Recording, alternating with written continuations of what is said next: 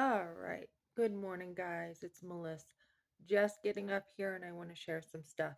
So, homework. We have homework. And the reason why I'm playing with my hair is because um part of our homework is to watch our thoughts and how we do the self-talk to ourselves. So a lot of times when you are in business, it is really tough. It is extremely tough. I mean, you will have days you do literally think you are going insane. So there are a lot of challenges. So one of the biggest things that is important is to watch how you talk to yourself. You can do this. You can do anything you put your mind to. So this morning, I mean, the last what 2 or 3 days I've been like, yeah, I'm pretty good about my self-talk. I'm like, I go in the bathroom in the morning and there's a sign I've had there for a while and I just tossed it because I don't need it anymore, but it says good morning lovely, right? Hello lovely. So it's always in my mind. So that is something I do right away. But then like my self-talk goes kind of blank and I'm noticing like you haven't done some self-talk lately, Melissa, and you're letting other things come in instead of the self-talk.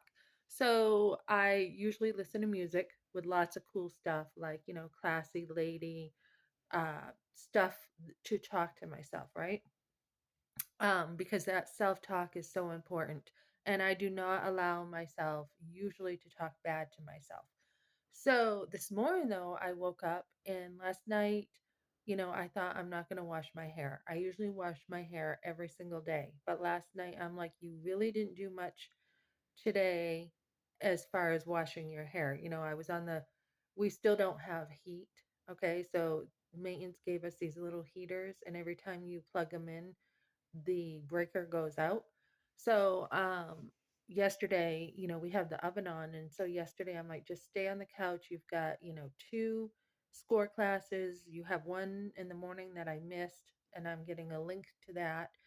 But I'm like, just spend the day learning. So I was on the couch for the most part all day yesterday. And I'm usually not like this, but I invested like the whole day in learning, which I love. I am addicted to learning. I really am. So, so I did a bunch of stuff with learning and I am I'm starting my own app too, which I just had talked to somebody that I have an appointment with them in a couple of weeks to talk about getting in their program that will teach you how to make an app. And I'm like, yeah, I'm going to need the help. Even with, the app Figma, I still need the help to know what I'm doing, look at my options, etc. But it is an app that I am making to help women in the moment of their decision, the very moment of their decision to choose life, they're going to have positive voices coming in that you can do this, not negative voices. So when I work for pregnancy centers, a lot of times they're well, I don't work for them, but I call them and find out what they do. They're not there 24/7. So when a girl needs that support, like boom, before any other negative voices can get to her, she's got the full story. She's got the information. We have a lot of chat boxes, but they don't really do good in helping women. And I tested some out, and the chat box is just not adequate. So, anyways, I woke up this morning, right? And I'm like, what is my self talk with my hair? And I noticed like one of the first things I thought of with my hair is, oh, it feels dirty. It feels, especially as it's getting longer, it's like the top, it's getting top heavy, which I usually like, it not to be too long on the top because it gets so top heavy. But if this happens too, like I lose some of the bounce in it, and so it just becomes down and straight, and I like the waviness in my hair. So anyways, I'm like I caught myself and I'm like, "Melissa, why are you thinking that about your hair?" I'm so used to washing it every single day. And I'm like, "You need to think more positively about your hair." And I'm like, "You're giving your hair a break today.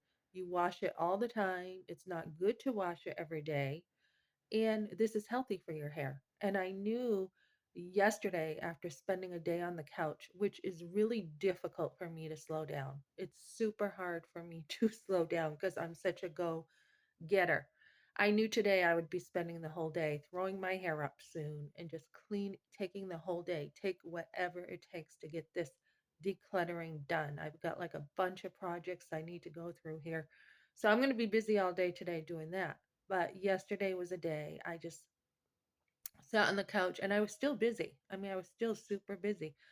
So I'm somebody who has to go, go, go. And I noticed last night when I went to bed, I'm like, you are, this is the slowest time in your life right now. I only have one day of work, one day next week. That's like 3 days, um, that that's like no work to me. And plus I do have, it looks like some cleaning next week, which is good. But I'm like, this is the slowest time you've ever had in your life, Melissa. You grew up busy, busy, busy every single moment, every day, just about. You had your kids. It was hard for me to be home at first. I'm like, what am I supposed to do? Staying home. That sounds boring, right? And then once I had my kids, it was anything but boring. It was very busy and I was out with them too. I was a very active mom. I'm a boy mom. So that's very rare to have five sons. I think it's rare. Very rare you're going to meet people with five sons. So yeah, I was extremely busy with them. And even today I was like, I woke up and I said to one of my sons, "Ah, sometimes I get really like lovey-dovey and I'm like, "Oh, my little honey, my little sweetie." And I go, "Sometimes I watch you when you sleep," to my son. And my other son's like, "That's creepy." And so I'm like, "I still remember when you were in the little bassinet and you were so cute." I was thinking about that the other night when I was watching my son sleep. And my other son's like, "Who cares? Who cares?" So I get like this too, especially around birthdays with my sons. I'm like, "Oh, I remember when I had you, and I remember this," and they don't care. You toughen up when you are a boy mom. You toughen up because they will toughen you up.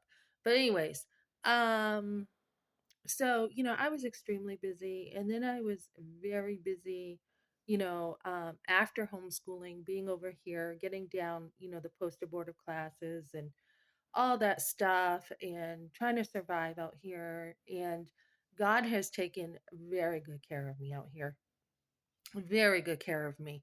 I've had a lot of resources to help me. I've slowed right down, which is like, this is different to me, right? I think it's very healthy for people who have gone through any kind of trauma to have the extra time to do nothing. I really do. To sit there and, just have extra time. I mean, it's not that I don't do nothing, but it's that I'm not in like survivor mode where I got to do. I think it's, because I had to do that. When I had my kids in a trailer, I was still in like, I have a ton to do to make this work, right? Very little finances. So, a trailer with five sons, and I had to really be on my toes to make the budget work. And then there's a time later on to say, we're not doing a budget. We're going to take a break and enjoy some money for a little bit, right? There is some time for that. So, anyways, just being like, okay, so watch your thoughts. And I am just, like I said, I think it's important for people to slow down in those gaps that you've had, even in your memory, or those gaps with like life was so busy, you don't even remember details, right? I think it's important to slow down and be able to remember and be able to be like, just that yesterday too, I was like, oh yeah, I forgot I had gotten in that car accident because I was telling my son to slow down so he doesn't get in a car accident. He's still new. He's a little fast on the pedal. And I'm like, you need to slow down. You've just got your license. So, remembering, I'm like, what year was that I got in my car accident, and being able to piece together things better, because you've been so busy. So, anyways, with my self talk, I was just like, where did that come from? I think we all have wrong thoughts that come our way sometimes, and we have to take those captive. It's not so much the wrong thought. It's you want to figure out why. Why did you think that? So when I was growing up, um, my mom was always hard on herself. She was. She was like, "Oh, look, my legs look awful," or "Oh, my aunt was like, "Oh, I look fat," or it was always that mentality with our looks, and my aunt was not. My aunt was beautiful. And so we really need to watch that self-talk. And I just thought, where does that come from? I mean, even if my hair is like, you know, kind of feeling heavy and dirty today, it's like, where did that come from, Melissa? Where did you learn to think like, you know, about yourself in that way? You don't want to think that way about yourself. So, turning those thoughts around, turning them over to something positive, and I don't know, I think I have a very like perfectionist mentality sometimes. Like I've always, when it comes to my looks, I've always had to be like, I was much skinnier as a kid and in my teen years. Well, I did gain weight after I dated Mike, but um, always people on me, like even someone saying, "Oh, this guy didn't hit on her," which my grandmother set me up with that one, because her thighs are too big, or her, she's got too much hair on her arms. That's what I used to think of when I was a kid, because I was so hairy that I used to shave my arms. Like I think it was like fourth grade, I had shaved my arms because I had so much hair on them. But you don't want to do that negative self-talk. And when other people throw things at you, you want to be able to be so confident in, I'm not talking about arrogant, I'm talking about confident in your self-talk, that it just pings off you. It's just like, "Yeah, I've already been there, already heard it. There's nothing you can say that's going to make me, you know, doubt my self-worth." And I also heard a sermon which I think was really good. I am very, very particular with my words. I am.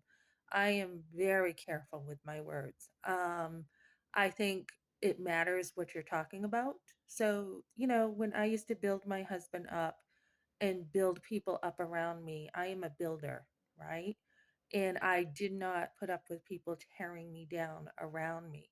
So when I've come on here and I've been really tough with this whole divorce, it's because of, it depends on what's going on, right? So it matters. Like if somebody's attacking you, you know, you're not going to sit there and be like, "Oh, I'm just going to build you up," right? Like with my divorce, I'm not just going to build you up. I am going to confront you. There is no unity without truth, right? You want reality. So, it's really important when people are attacking you. Yes, you can love your enemies. Yes, you can bless them and not do exactly what they did to you, but you also need to be able to defend yourself. If they're playing a game and they're twisting everything, you want to be able to come across and twist some stuff too and see how they like that. So, but for the most part, you want to be a straight arrow. You want to be careful with your words. You want to build people up. You do want to come out of broken relationships with making it better than it's ever been. And that was my hope with my husband.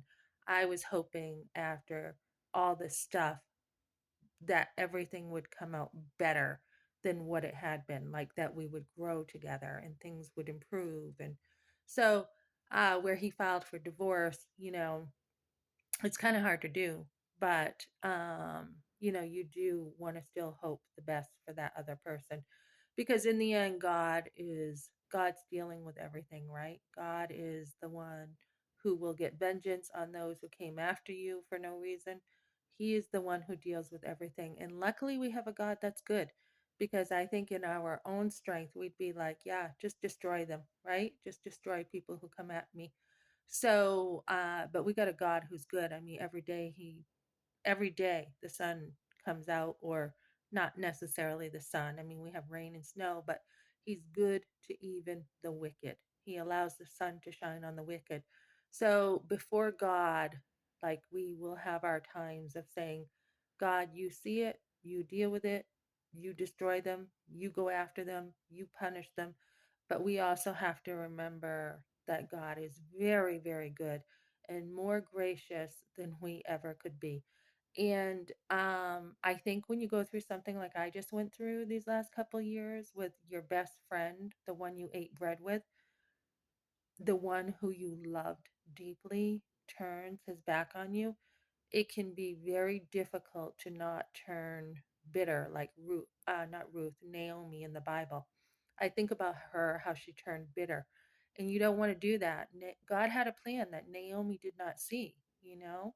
So you have to be trusting God. You have to be. And the more you experience God's goodness in your own life, as I have, the more you're going to enjoy living before God, and that edge is going to go. That little bit of edge that you can have that says, you know what? I like I'm a fighter, so it's hard it can be hard for me to be like, okay, I need to consecrate this to Christ now. So that's where you have to stay very, very close to God and just be like, God, I'm trying to live for you. I will pray for them. I pray that you would help them to see who they really are and how bad they've been, bring conviction. They're not just good people, they're actually pretty rotten, and I will pray for them. So, God's mercy for us has been very good, and we want to pull back and be merciful, to others as much as we can. There's a time for everything, it says in Ecclesiastes. There's a time to fight, there's a time to have peace, there's a time for everything in the Bible. So that's what I got for now, guys. I'm going to wrap this up. I've got to get some things done. Okay, thanks for joining me.